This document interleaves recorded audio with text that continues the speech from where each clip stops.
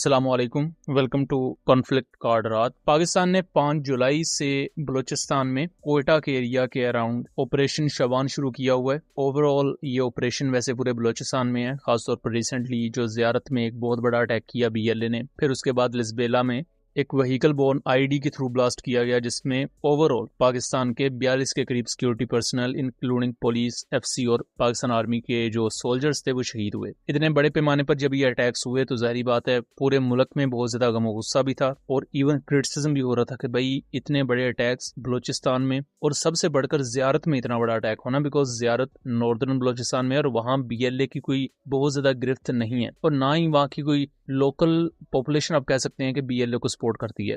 तो ज़ियारत में इतना बड़ा अटैक होना ये बहुत बड़ा कंसर्न था, ये आई ओपनर था पाकिस्तान के लिए कि भाई शायद पानी सर से गुजर चुका है। और फिर इनको जिस तरह सपोर्ट किया जा रहा है, जितनी बड़े तादाद में इनको explosive material, American made weapon systems, फिर गन साइड सिस्टम प्रोवाइड किए जा रहे हैं, वो जाहिर बात है BLA खुद से पैदा तो नहीं कर रही, उन्हें कोई ना कोई तो प्रोवाइड ये चीजें कर रहा है। अब अगर अफगानिस्तान को भी अगर आप मुर्दे इल्जाम ठहरा लें तो ठीक है, अफगानिस्तान प्रोवाइड कर रहा है, बट कहीं ना कहीं से तो लॉजिस्टिक्स उन्हें मिल रही हैं, तो कहीं ना कहीं हमारा भी उसमें आप कह लें कि इंटेलिजेंस फेलियर तो है कि वो चीजें और वो लॉजिस्टिक्स उन तक पहुंच रही हैं। बहरहाल इसके बाद पाकिस्तानी PM और पाकिस्तानी आर्मी चीफ की तरफ से बलूचिस्तान का दौरा किया जाता है और पाकिस्तान मिलिट्री लॉन्च करती है ऑपरेशन शबान को।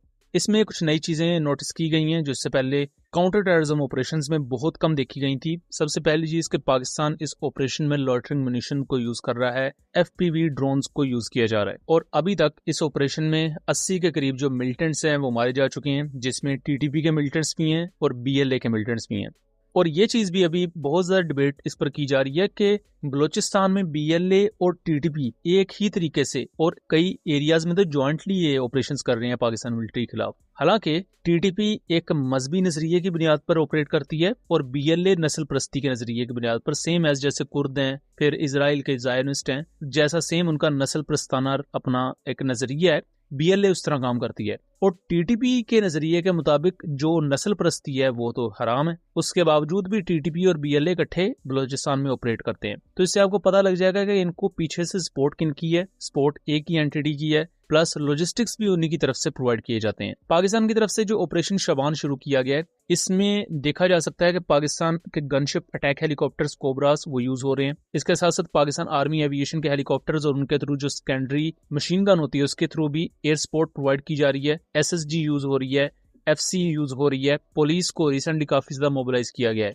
आर्मी के एसेट्स के साथ साथ पाकिस्तान एयरफोर्स के एसेट्स को भी लिमिटेड नंबर्स में यूज किया गया है। और उससे भी बढ़कर ये कि एक चीज पर बहुत ज्यादा क्रिटिसिज्म हो रहा है कि पाकिस्तान आर्मी अपनी आर्टिलरी को यूज कर रही है। हैवी आर्टिलरी 155 mm की गोले दागे जा रहे हैं मुख्तलिफ पहाड़ी सिलसिलों में। तो इसको लेकर कुछ लोग तनकीद ये कर रहे हैं, सोशल मीडिया पर मैं देख रहा था कि शायद BLA ने कुछ एरियाज अपने कब्जे में ले रही हैं और पाकिस्तान से वहां की रेट खत्म हो चुकी है या पाकिस्तान आर्मी को वहां से निकलने पर मजबूर कर दिया गया है। तो ऐसा नहीं है, बेसिकली बलूचिस्तान की जो ट्रेन या वहां के जो जमीनी खदोखाल है वो KPK से बहुत डिफरेंट है। KPK में आप देखें तो ऑपरेशनल सक्सेस रेट ज्यादा है, TTP के खिलाफ वहां बड़े ऑपरेशंस भी होते हैं, वहां ऑपरेशनल सक्सेस भी मिलती है, ज्यादा TTP के मिलिटेंट्स भी मारे जाते हैं, एयर स्ट्राइक्स भी वहां होती हैं। एक तो वजह यह है कि वहां एयर पावर आपके पास इनफ मौजूद है, बलूचिस्तान में एयर पावर डेफिशिएंट है, उतनी ज्यादा एयर पावर नहीं है। और दूसरी बड़ी चीज कि बलूचिस्तान के ट्रेन या बलूचिस्तान का जो जियोग्राफी है वहां के पहाड़ी एरियाज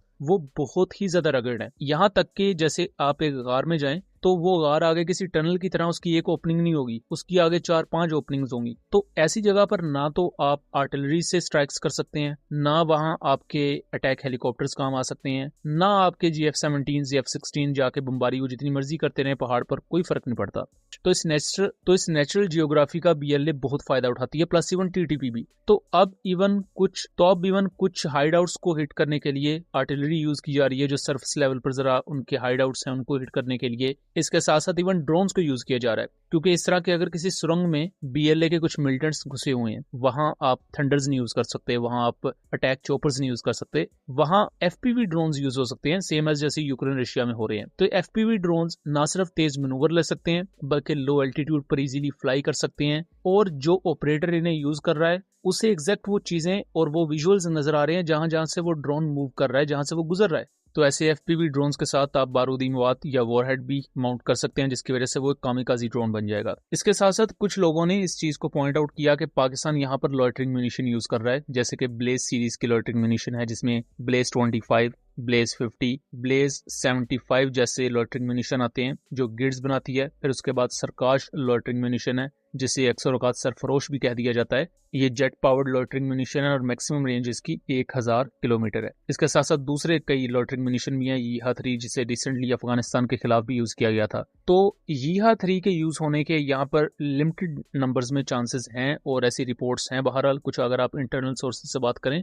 बट अभी तक के लिए जो ज्यादा ड्रोन्स यूज किए गए हैं वो FPV ड्रोन्स हैं। फुल फ्लेज लॉइटरिंग म्यूनिशन यहाँ पर यूज नहीं किए गए। बट ऐसे एरियाज जहां अगर BLA भाग रही है या BLA अगर किसी पहाड़ी दर्रे में छुपने की कोशिश कर रही है, तो वहां इस चीज को जरूर देखा जाना चाहिए कि वहां अगर लॉइटरिंग म्यूनिशन यूज हो सकते हैं तो वहां वो यूज किए जाएं। बिकॉज ऐसी रगड ट्रेन में आप प्रॉपर फाइटर जेट्स ले जाकर या इवन आप ग्राउंड ट्रूप्स को भेज देते हैं, आपकी SSG चली जाती है, तो उनकी कैजुअलिटीज होने के चांसेस ज्यादा हैं, आपकी FC की कैजुअलिटी ज्यादा होने के चांसेस हैं। और अभी के लिए जो पाकिस्तान ने स्टैंड ऑफ वेपन्स यूज किए हैं, सॉर्ट ऑफ आर्टिलरी यूज की है, फिर उसके बाद इवन गनशिप हेलीकॉप्टर्स यूज किए हैं, एयरफोर्स के एसेट्स तक यूज हुए हैं, लॉइटरिंग म्यूनिशन यूज हुए हैं, उसकी वजह से इस ऑपरेशन शबान में 90 के करीब जो ये मिलिटेंट्स मारे गए हैं, जबकि उसके मुकाबले में पाकिस्तान आर्मी की कैजुअलिटीज बहुत कम हुई हैं। इस वक्त तक 10 के करीब कुछ सोल्जर्स जो हैं वो जख्मी हुए हैं और शहादतें भी बहुत कम हुई हैं। तो ये एक मेन रीजन है। अगर आप टेक्नोलॉजिकली अपने एसेट्स को बेहतर तरीके से यूज करेंगे, बिकॉज बलोचिस्तान की जो ट्रेन है उसकी डिमांड डिफरेंट है,